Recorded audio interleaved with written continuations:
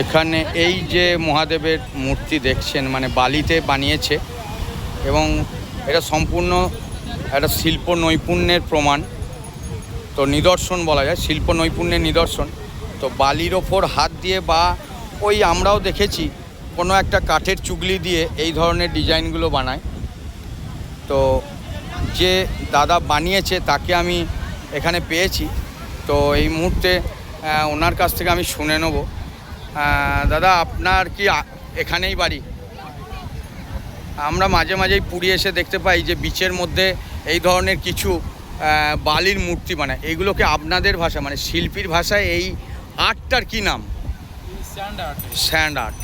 তো আপনি শুধু এখানেই বানান না কোথাও যদি অর্ডার দেওয়া হয় বা আপনি অন্য ধরনের কিছু মূর্তি বানান?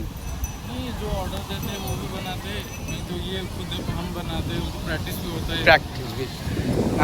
তো দেখুন, মানুষ শুধু কি এইটার জন্য, উনি কিন্তু এখানে আনন্দ দেওয়ার জন্য করেছেন।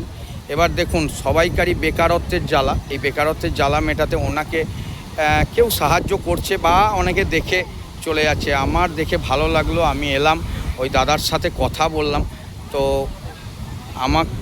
ওনাকে কোনো পয়সা বা অর্থ দিয়ে কিন্তু সাহায্য করে ওনাকে ছোট করার ক্ষমতা আমার নেই, কিন্তু উনি যে শিল্প নৈপুণ্য মানে এই যে বালির মধ্যে ছোট্ট কাঠের চুগলি দিয়ে বা হাত দিয়ে যে এই মহাদেবের মূর্তি বানিয়েছে, তো এর তারিফ করা ছাড়া আর আমার কাছে নেই।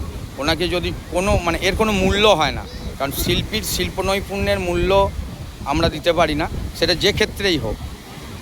তো আমি দাদার মুখে আরেকটু জেনে নেব, আপনি কতদিন ধরে এই কাজ করছেন?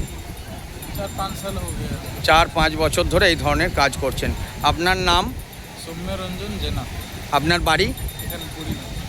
ধন্যবাদ দাদা।